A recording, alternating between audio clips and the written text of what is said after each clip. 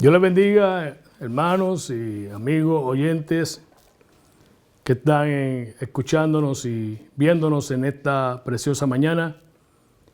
Muchos llaman el Día del Amor, ¿verdad? Así que, pues, felicidades a todos aquellos matrimonios y parejas y todos aquellos que celebran el amor en este día. Pues, nosotros, pues, celebramos el amor de Dios todos los días y siempre lo amamos y nos gusta su presencia y estar con Él. Así que Dios les bendiga y felicidades en este día.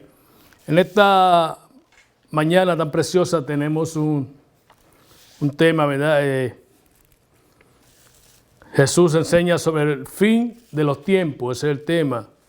La lección 24 para el 14 de febrero. Jesús enseña sobre el fin de los tiempos, ¿verdad? Y es bien interesante esto, ¿verdad? Y vamos a hacer una oración para que sea Dios que nos ayude y esta corta clase sea de bendición. Padre, Señor, te adoramos, te bendecimos, te damos la gloria, la honra a ti. Te damos gloria por tu bondad y tu amor, por tu misericordia, porque eres el Dios fiel, el Dios bueno, el Dios maravilloso y no hay nadie como tú. Tú eres el creador, el dueño de todas las cosas, nuestro Padre amado, Señor, y te amamos y te necesitamos en cada momento de nuestras vidas.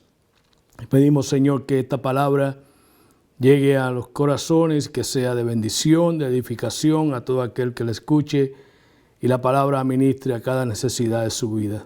Si alguno no te conoce, que pueda entregar tu corazón a ti. Si alguno se ha descarriado, que pueda volver al camino de la verdad.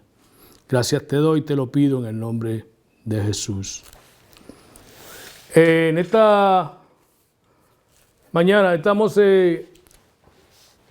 hablar del capítulo 13 del Evangelio de Marcos. Lo mismo, ¿verdad? Episodio, referencias a este capítulo, está el capítulo 24 de Mateo y también tenemos el capítulo 21 de San Lucas. Y no solamente de San Lucas, sino que de estos tres evangelios, sino que tenemos citas, muchas citas del Antiguo Testamento, de los profetas, del Pentateuco, porque, ¿verdad? Eso es lo lindo de la profecía y también lo difícil, ¿verdad? Que se nos hace a veces, ¿verdad? A hablar sobre los momentos escatológicos y de escatología, como llamamos, ¿verdad? Y no todo el mundo, ¿verdad? Pues le gusta hablar o meterse en estos temas. Yo, ¿verdad? En realidad yo le soy honesto, ¿verdad? Casi nunca que me ponen a predicar, pues yo hablo de esto, de Daniel o de Apocalipsis, porque son, ¿verdad? Son libros que hay que saber lo que uno dice de ellos, porque no solamente es la lectura que ellos tienen, sino que también tienen el sistema de cronología, que es bien importante en ellos, de tiempo, de a quiénes son, de qué habla, cuáles son los símbolos, cuáles son los tipos, qué cosas son literales, qué cosas son figuradas. Y hay que tener entonces mucho cuidado cuando hablamos de catalogía, ¿verdad? Y pues esto, ¿verdad? Y hay que ser honesto, ¿verdad? Yo mismo soy honesto conmigo mismo porque yo creo que cada persona debe saber dónde tirarse en las aguas, en qué aguas puede nadar, en qué aguas no puede nadar, qué aguas son profundas, qué aguas son llanitas y usted tiene que saber cuál es el grado que usted puede dar si nada. Y si se va a tirarse al río o si va a tirarse a la playa, pues sabe dónde debe meterse, sabe a qué altura o a qué medida puede usted nadar y ser honesto con usted mismo y no tratar de hacer lo demás. Pero, ¿verdad? Aquí el Señor pues siempre nos ayuda. Y el Señor pues está hablando aquí sobre, ¿verdad? Sobre el fin de los tiempos. El Señor está aquí en el capítulo 13, ¿verdad? Saliendo Jesús del templo, dice la palabra en el versículo 1. ¿De qué templo, verdad? Hablando aquí, ¿verdad? Pues está hablando, ¿verdad? De este templo tan hermoso que había en Jerusalén, el segundo templo porque, ¿verdad? Se había paralizado y vino entonces, ¿verdad? Haciendo las cosas ligeras Herodes, que era un gran arquitecto, ¿verdad? Y entonces terminó esta obra del templo y no terminada, sino que estaban en el tiempo del Señor. Aún este templo estaba dándole uso, pero en realidad no estaba terminado por completo. No fue hasta el año 64 que la obra, después de Cristo, que este templo fue completamente construido. Y solamente estuvo usándose en uso general 6 años, porque ya en el año 70 es cuando viene a Jerusalén a ser, ¿verdad?, sitiada. Y entonces viene este gran acontecimiento que el Señor está profetizando en el capítulo 13 de Marcos, en el capítulo 24 de Mateo y aún en el capítulo 21 de Lucas. Entonces, cuando ellos salen del templo, uno de sus discípulos le dijo: Maestro, mira qué piedras y qué edificios. Jesús le respondió: ¿ves estos grandes edificios? No quedará piedra sobre piedra que no será destruida.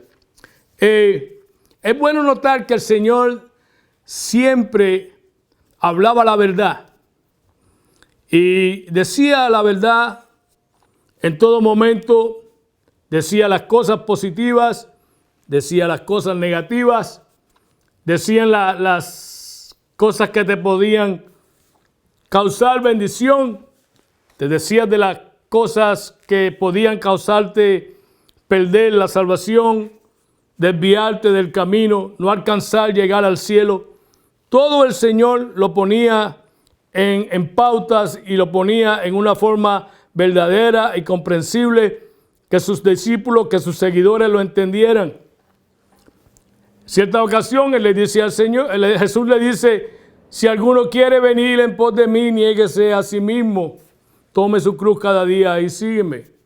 Si le hace el llamamiento, pero también le dice las exigencias que tienen ese llamamiento. El Señor está en los últimos días de su ministerio en la tierra, y el Señor aprovecha esta ocasión y aprovecha de estas dos preguntas que le hacen los discípulos. Es bien importante, ¿verdad? Es bien importante que sepamos cuál era el enfoque que tenían los discípulos del Señor y cuáles eran los motivos que ellos tenían cuando hacían las preguntas. Es bien importante esto, que sepamos esto, porque los discípulos tenían un enfoque igual que los demás del pueblo, igual que los demás religiosos, tenían un enfoque equivocado de cuál era la misión del Señor en venir al mundo a establecer su reino, que era un reino muy diferente al que los discípulos y la gente estaba pensando. Aún desde su nacimiento cometieron el error de equivocarse en las intenciones de venir Cristo, de venir Jesús, de venir Emmanuel, Dios con nosotros.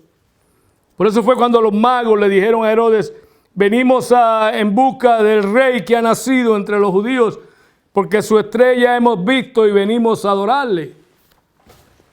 Dice que Herodes se alarmó, ¿verdad? Y se asustó, como que ha nacido el rey de los judíos, ¿verdad? Porque tenían un concepto, ¿verdad?, erróneo de cuál era la misión de Jesús.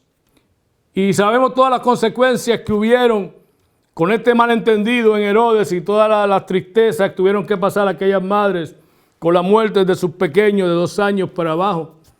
¿Por qué? Porque no entendían, no estaban enfocados en cuál era la misión que tenía el Señor en venir para la tierra, ¿verdad?, para este mundo y establecer su reino, un reino espiritual, un reino del cielo, un reino que era de valores, de conducta, de unos valores diferentes a los que el mundo tenía, unas acciones diferentes a las que el mundo hacía, de unas leyes diferentes, de unas reglas diferentes.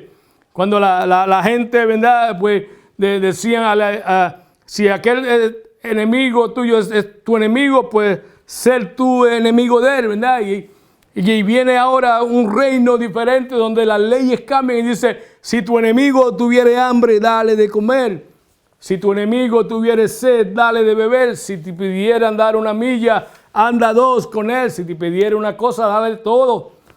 ¿Entiendes? Es una ley con unas leyes diferentes, con unas normas diferentes, con un reino con diferentes leyes. Y esta gente y estos los discípulos, aún mismo los discípulos del Señor, no tenían el concepto verdadero de cuál era la misión que el Señor traía en la tierra, que era de morir, de redimir, de salvar, de perdonar, de amar al mundo, de amar al perdido y traerlo nuevamente a una restauración con Dios, a una comunión nuevamente, a reconciliar el hombre con Dios.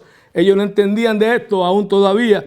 Y el Señor entonces aprovecha, ¿verdad? Aprovecha estas preguntas que le hacen los discípulos, pero mira qué templo tan bello, porque verdaderamente aquel templo era bello, y no solamente el templo, sino otros edificios que Herodes había construido alrededor del templo, jardines, caderas, pórticos, una cosa bellísima de mármol, unas piedras que pesaban 3 toneladas, unas piedras enormes traídas de otros lugares, con materiales de otros lugares. Y esto era en aquel tiempo una de las maravillas del mundo existente, era algo esplendoroso. Y los discípulos pues, ¿verdad? Vieron estas cosas y se alarmaron, o no se alarmaron, se asombraron, ¿verdad? En ver estas cosas tan bellas. Y más se asombraron cuando el Señor le dice, ¿ves estos grandes edificios? ¿Los ves? Si no quedará piedra sobre piedra que no será derribada. ¿Entiendes? Esto es algo fuerte. Está hablando de una obra, de una arquitectura enorme, hermano. Este templo no era pequeño. Dicen que ahí miles de personas cabían en este templo. Y se reunía mucha gente y tenía muchos usos. Y era una hermosura ver esta arquitectura tan tremenda en aquel tiempo, ¿verdad? Para el tiempo de ellos. Y aún en el tiempo de hoy, ¿verdad? Las ruinas que se pueden encontrar y que son unas cosas tremendas. Y el Señor le dije, ¿ves estas cosas? No quedará piedra sobre piedra que no será destruida. En el contexto o en el sentido de la profecía tenemos que tener mucho cuidado cuando interpretamos, porque tenemos que acomodar las cosas a su tiempo debido. Los eventos en su tiempo debido. Si nos confundimos con un evento, si ponemos un evento en una forma cronológica donde no debe ser, entonces todos los demás quedan descontrolados. Es como si usted en un rompecabezas, usted pone una pieza mal, la acomoda mal, todo el rompecabezas ahora va a quedar mal, todas las piezas van a estar malas porque una se puso mal. No se puso en el lugar que tenía que ir.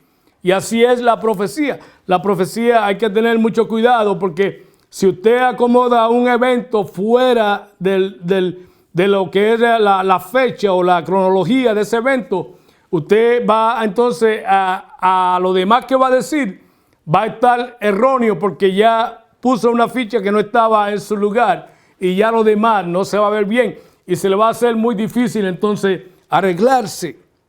Entonces, muchas de las profecías que aún se profetizaron, porque hay referencias de este capítulo de 13, hay referencias en Deuteronomios, hay referencias en Levítico, que si usted las busca y las lee, tienen mucha concordancia con los eventos que está hablando el Señor.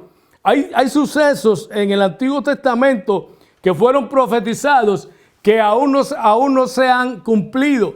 Hay eventos del Antiguo Testamento, de Levíticos, de Deuteronomios, que serán cumplidos ni aún en la era de la iglesia, ni aún en el tiempo de los gentiles, sino que serán cumplidos en el tiempo de la gran tribulación, en el tiempo cuando Dios tenga ese tiempo con su pueblo, con Israel. Por eso que tenemos que tener cuidado que el porciento alto de las profecías no tienen que ver directamente con la iglesia presente, aunque algunas sí se relacionan y tenemos que estar pendientes de ellas, pero la mayor parte del cumplimiento de muchas de las profecías, ya la iglesia no va a estar aquí en la tierra, sino que muchas de estas profecías se van a cumplir especialmente en el tiempo de la gran tribulación, principalmente la división de los años en 3 años y medio de paz y 3 años y medio de todas estas cosas negativas y noticias negativas que iban a pasar de los 3 años y medio después de los primeros. Así que tenemos que tener mucha sabiduría y mucho entendimiento cuando tratamos de poner los eventos, ¿verdad?, en un lugar. Aún mismo los discípulos estaban un poco confundidos. Estaban confundidos cuando el Señor le dice, bueno, ¿ves estos grandes edificios? No quedará piedra sobre piedra que no sea derribada. Y se sentó en el monte de los Olivos frente al templo y menciona a Marcos a 4 discípulos, a Pedro, a Jacobo, Juan y Andrés. Le preguntaron aparte, dinos cuándo serán estas cosas y qué señal habrá cuando estas cosas hayan de cumplirse. Jesús le respondió, comenzó a decirle, mirad que nadie os engañe. Sí, la profecía que empieza a dar el Señor, los eventos que el Señor empieza a mencionar, los discípulos entendieron de primera que estos eventos iban a suceder inmediatamente uno detrás del otro. Entonces ellos querían saber cuáles eran las señales que iban a suceder, que iban a pasar. Y vemos entonces, ¿verdad? Si ustedes seguimos leyendo, muchas de las cosas que el Señor profetizó se cumplieron en el tiempo de los discípulos en el momento presente. Pero muchas de ellas no se cumplieron porque el Señor no las estaba mencionando para ese tiempo, sino que había otro tiempo que iba a acontecer, que era al fin de los tiempos, mientras que el Señor estaba hablando de la destrucción del templo que iba a suceder en el año 70. Y así mismo sucedió cuando vino, ¿verdad?, este hombre, ¿verdad? Y dice que Tito, el general romano, en el año 70, saqueó la ciudad de Jerusalén, se llevó a más de 100,000 cautivos y mató a miles y miles de ellos. Pero también la Biblia nos dice, y la historia nos dice, que ni un creyente, ningún cristiano fue muerto en esta invasión, porque los cristianos tenían ya información sobre este suceso. Estaban bien advertidos qué tenían que hacer. Es como cuando usted viene una tormenta, ¿verdad? Viene un tiempo malo, viene un huracán, que son las cosas que se pueden predecir ahora, o un tornado. Los terremotos no se puede aún. Pueden haberse algunas, pero no se puede predecir que terremoto va a pasar mañana a tal hora y a tal hora. Eso no se puede decir. El huracán, pues con la tecnología que tenemos ahora, pues nos puede avisar. Vieron y anuncian que el huracán tal viene para esta ciudad. Mañana a las 3 estarán pasando el centro del huracán. Estarán pasando los vientos por esta parte de estas partes. Aquí hay unos ríos. Aquí hay unas partes llanas. Y se le avisa a la gente 24 horas antes o 48 horas antes que salgan de esos lugares, porque hay un mal tiempo, viene y va a pasar algo y el río se va a desbordar, o la marea va a subir, o el viento va a atacar, y esos lugares no son seguros y la gente se va. Entonces, cuando la gente se va y vienen estas cosas, toda esa gente se salvó. Los que no quisieron escuchar, perecieron. Porque no prestaron atención al anuncio que se hizo. Cuando vino este hombre y atacó a Jerusalén, ¿verdad?, y la invadió, dice que ya ellos habían tratado de comprar el oro del templo, de hacer otras cosas. Como no pudieron, pues esta fuera la mejor cosa que pudieron hacer. Y dijeron ellos, vamos a quemarlo, y lo bueno que hay, pues nos vamos a llevar. Y de la misma forma que pasó con el primer templo, pero esta vez fue una catástrofe tremenda. Ellos quemaron y como dijo el Señor, no quedó piedra que no fuera de ese templo derribado. Pero viene entonces la pregunta y dice el fin de los tiempos. Como ellos creían que el Señor tenía un reinado terrenal, ellos decían, pero ¿cómo se va a destruir el templo? Pues, ¿qué señales habrán entonces para que estas cosas sucedan y se tome el reino de Roma y se elimine a estos que nos están oprimiendo tanto? Entonces ahí es que el Señor comienza entonces a despertar y a desviar a ellos del enfoque que ellos tenían. Miren que cuando ellos le hacen la pregunta, en el capítulo 4, que ellos le dicen, versículo 4, dicen, ¿cuándo serán estas cosas? ¿Y qué señal habrá cuando todas estas cosas hayan de cumplirse? Jesús respondiendo comenzó a decirle, mirad que nadie os engañe. El Señor no le contestó la pregunta que ellos le estaban preguntando. Dinos cuándo serán estas cosas y qué señal habrá del fin de estas cosas. Él no le dijo eso. Él dijo, mirad que nadie os engañe. Porque eso sí tiene que ver. Porque el Señor quería que sus discípulos se enfocaran en lo espiritual, en la situación espiritual, que se pusieran en vela, porque había cosas más importantes que las cosas terrenales. Había cosas más importantes que de las cosas que ellos podían ver. Porque todas las cosas que nosotros vemos son cosas perecederas. Nada de lo que nosotros tenemos nos vamos a llevar, ni cuando nos muramos, ni cuando nos vayamos con el Señor, ni cuando el Señor venga en el rapto y se lleve a la iglesia. Nada de lo que usted tiene, nada de lo que yo tengo nos vamos a llevar. Por eso es que no podemos poner la mirada, ¿verdad?, en las cosas terrenales. Por eso el Señor nos dice, buscar primeramente las cosas del reino de Dios, ¿verdad?, de las cosas de arriba, y todas las demás cosas, si hacemos eso, vendrán por añadidura. Pero primero las cosas del cielo, las cosas que tienen que ver con Dios, con nuestra relación con Dios, con nuestra vida espiritual con Dios. Y el Señor quería desenfocar a los discípulos de estar mirando las cosas del mundo, las cosas que los podían atraer, y que ellos pusieran la vista en las cosas invisibles, en las cosas que no perecerían, en las cosas que iban a permanecer para siempre. Pasara lo que pasara en el mundo, había algo para ellos que nadie se lo podía quitar, y era la salvación y la vida eterna. El templo se podía destruir. Aquellas cosas, edificios bellos podían perecer.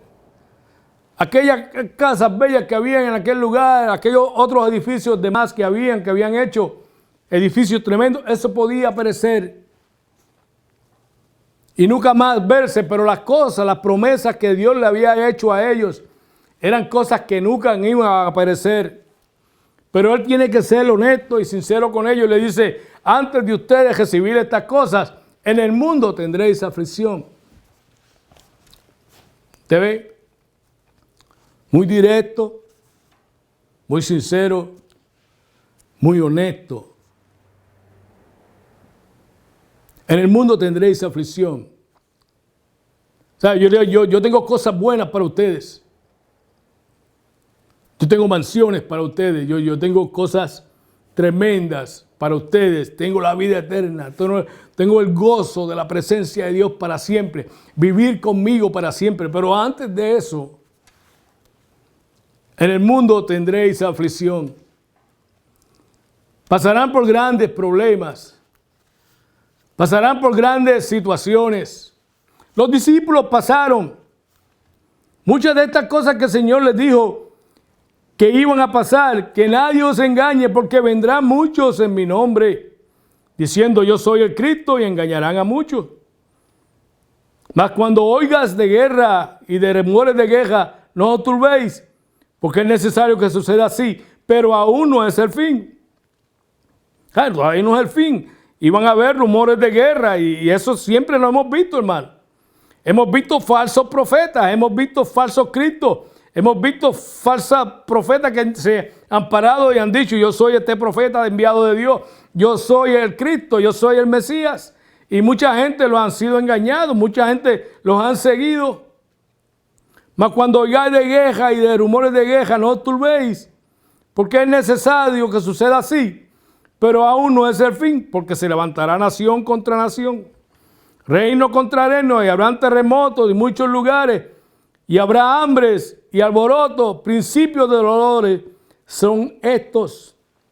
Todas estas cosas que el Señor le dice a los discípulos, ellos las pasaron. ¿Verdad? Ellos las pasaron. Muchos oyeron de guerra. En todo tiempo ha habido rumores de guerra. Pero lo que quiere decirle el Señor a sus discípulos, que aunque no era en el tiempo de ellos, que iban a venir tiempos que estas cosas se iban a intensificar, que iban a pasar más a menudo. Antes si pasaba un terremoto cada 2 años, ahora no, ahora ¿cuántos terremotos pasan en 2 años? Ahora tenemos el ejemplo en el área donde yo soy, del sur de Puerto Rico, ahí hay terremotos todos los días. Se sienten, se miden, y no es solamente 1, 2 y 3, fuertes. Esto antes no pasaba. Hambres. Vivimos en un mundo tan adelantado y es cuando más hambre hay también. Hay hambres. En todo lugar hay rumores de guerra. Los discípulos, ¿verdad?, vieron algunas cosas de estas. Nosotros las vemos también. Porque en todo tiempo la ha sabido. Es decir, que esta profecía no era solamente para el tiempo de los discípulos, sino que para el tiempo de nosotros. Y verá un tiempo más que en la gran tribulación, cuando estas cosas van entonces a explotar de una forma tremenda. Y tenemos que tener cuidado, porque el Señor le dice a ellos que por causa, ¿verdad?, por causa de los escogidos que Él escogió, estos días serían acortados. Esa es una referencia al remanente escogido de Israel. Es decir, que muchos dicen, muchos aplican este texto al tiempo de presente, pero la Biblia, específicamente el Señor está hablando aquí de un remanente escogido de Israel que fue alcanzado por el Evangelio y que aceptaron el Evangelio en los momentos de la gran tribulación. En este momento ya la iglesia está gozando ya en las nubes con las bodas del Cordero.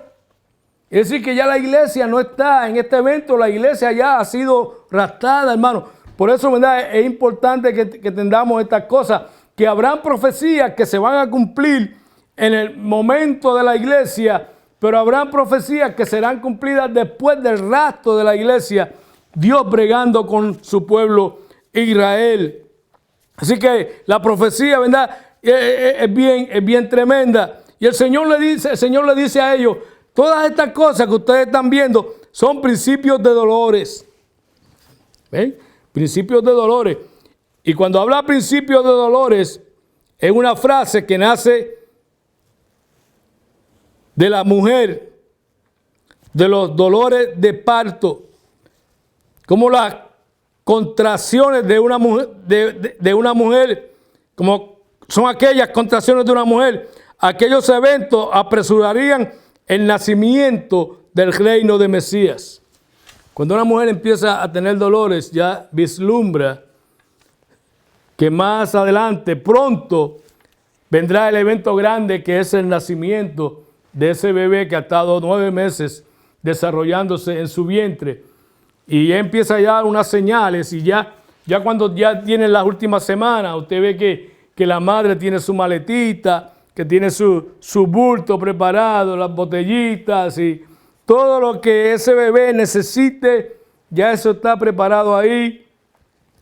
Ese carro tiene que estar con gasolina, por si acaso rompe fuente en la noche, pues ya ese esposo tiene que salir en mandado y llamar a la ambulancia para el hospital, porque ya se acerca el momento. Entonces el Señor le explica a ellos y le dice, cuando ustedes comiencen a ver guerra, hambre, pestilencia, terremotos, esto no es el fin todavía, pero sí son señales.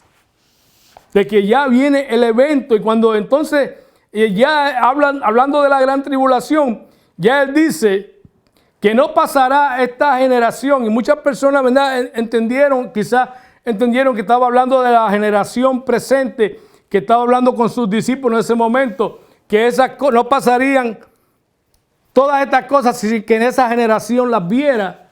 Pero cuando estudiamos y cuando vemos aquí la explicación que dan, ¿verdad?, dice que generación puede significar raza, puede significar pueblo, y que se habla de una generación específica que iba a estar en estos tiempos donde esto se iba a desatar en una forma tan tremenda y tan corrida que todas estas cosas sí pasarían en esa generación, y que no iba a pasar esa generación sin que todas esas cosas se vieran. Acuérdense que son 7 años.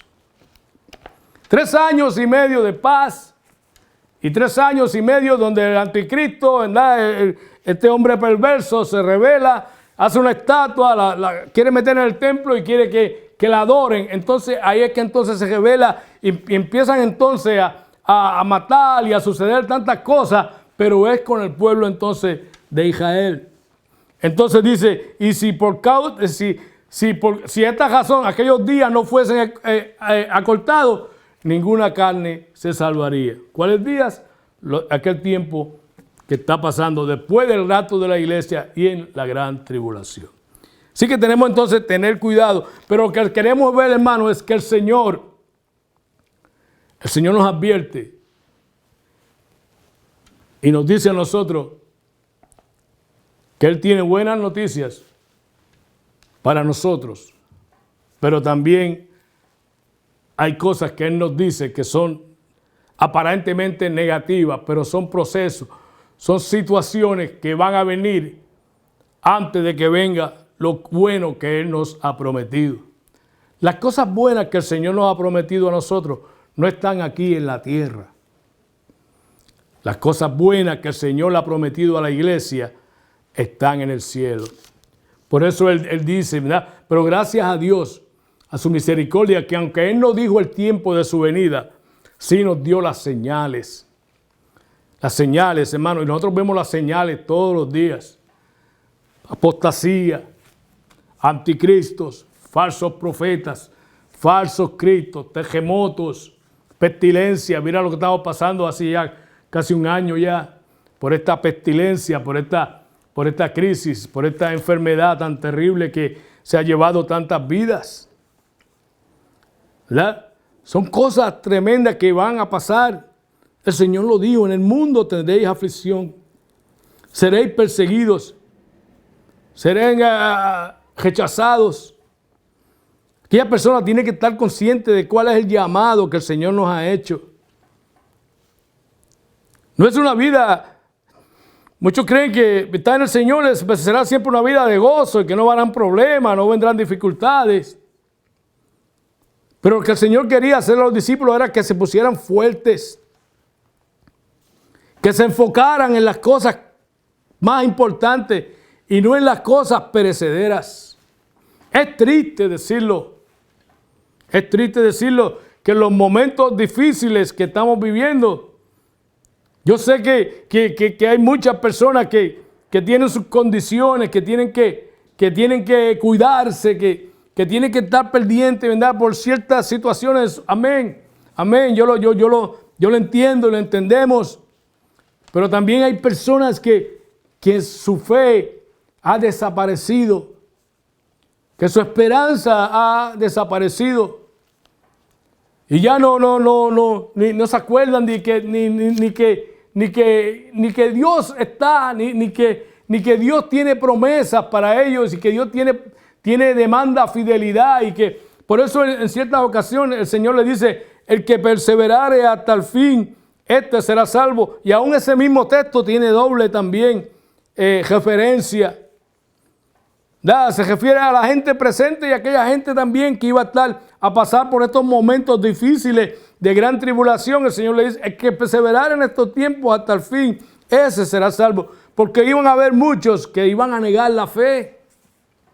También en este tiempo van a haber, en este tiempo de la gran tribulación, cuando sean confrontados, cuando si verdaderamente quieren seguir la fe que tienen, la esperanza que tienen en el Mesías, en el Señor, o se van hacia el anticristo, o si van a aceptar estas falsas enseñanzas, serán confrontados con la vida, con la muerte, y muchos negarán la fe.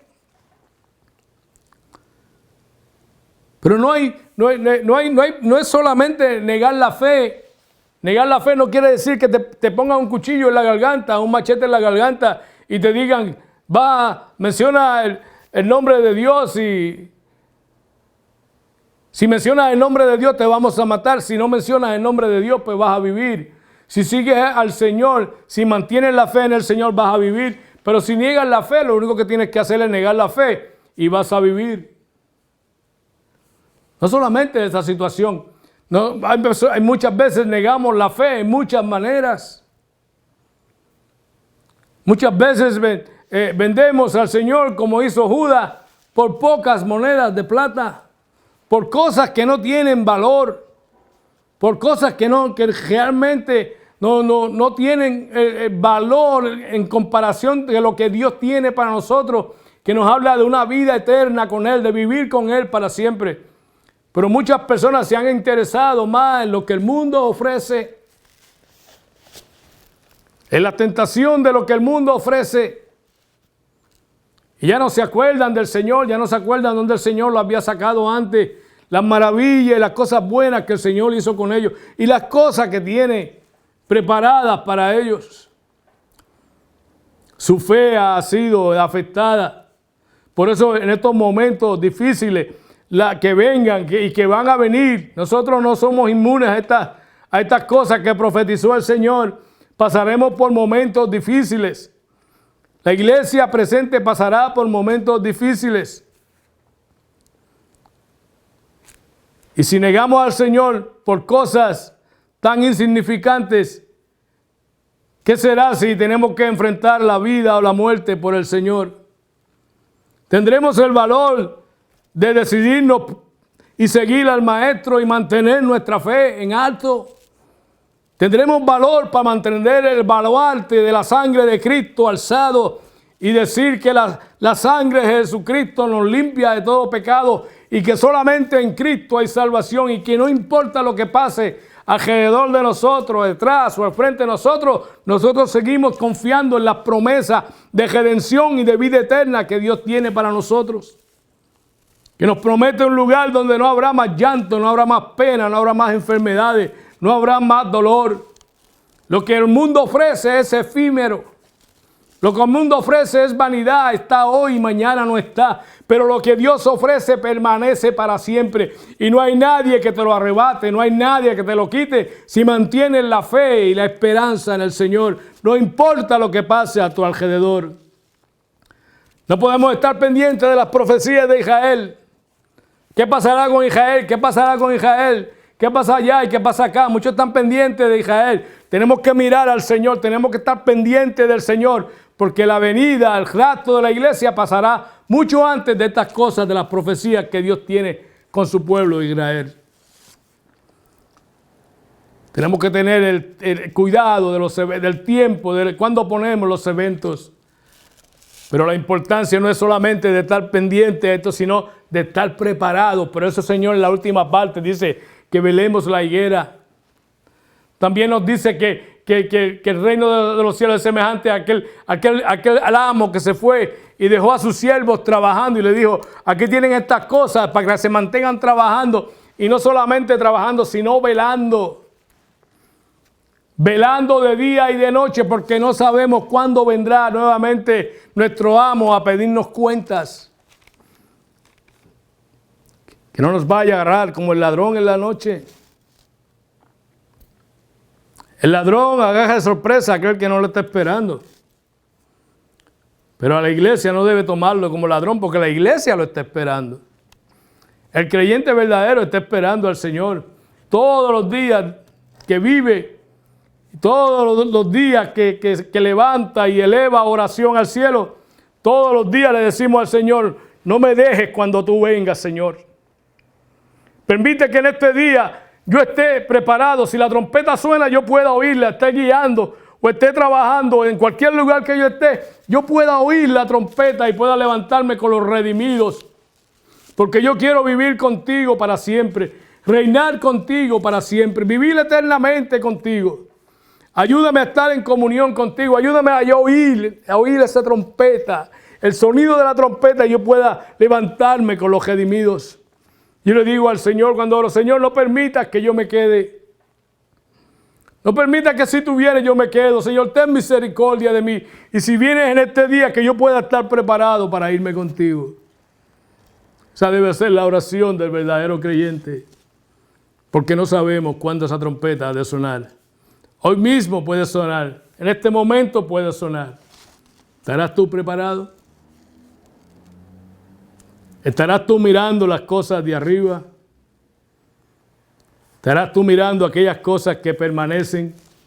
¿O tienes la vista puesta en otras cosas que no tienen valor? En otras cosas, como estaban los discípulos, mirando las cosas que iban a perecer, las joyas, las piedras preciosas, las piedras de mármol que tenían en el templo.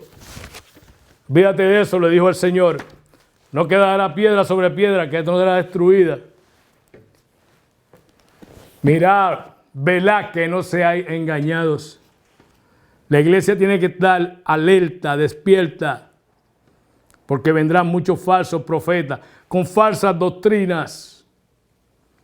Y si te encuentras débil, si te encuentras debilitado, no bien nutrido de la palabra del Señor, eres presa fácil de caer, de ser engañada, porque no estás fundado en la palabra, sino en las cosas que ves y que oyes. Estudia la palabra del Señor. Dile al Señor que te dé sabiduría, que te dé entendimiento para atenderla y aplicarla a tu vida espiritual. Para que tu vida espiritual pueda crecer y pueda provocar un deseo en tu vida de serle fiel a Dios y de servirle al Señor. Podríamos seguir hablando de tantas cosas, pero lo que Dios quiere es que tú y yo seamos fieles. Y cuando Él venga, cuando la trompeta suene, podamos levantarnos con Él. Porque la iglesia no pasará por la gran tribulación.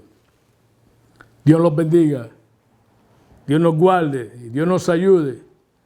Y si hay alguna persona que se encuentra tibio, le aconsejo que en esta mañana busque del Señor nuevamente. El Señor todavía está ahí, con los brazos abiertos. El que te fuiste, fuiste tú. Él no se fue para ningún lado. Donde lo dejaste, ahí está. Lo dejaste en el templo, ahí está en el templo esperando por ti. Así que lo que tienes que hacer te toca a ti. Lo que Él iba a hacer ya lo hizo y está ya prometido. Así que la decisión es tuya. Padre Señor, te adoramos, te bendecimos. Te damos gracias por tu amor, por tu bondad, por tu fidelidad, por tu misericordia.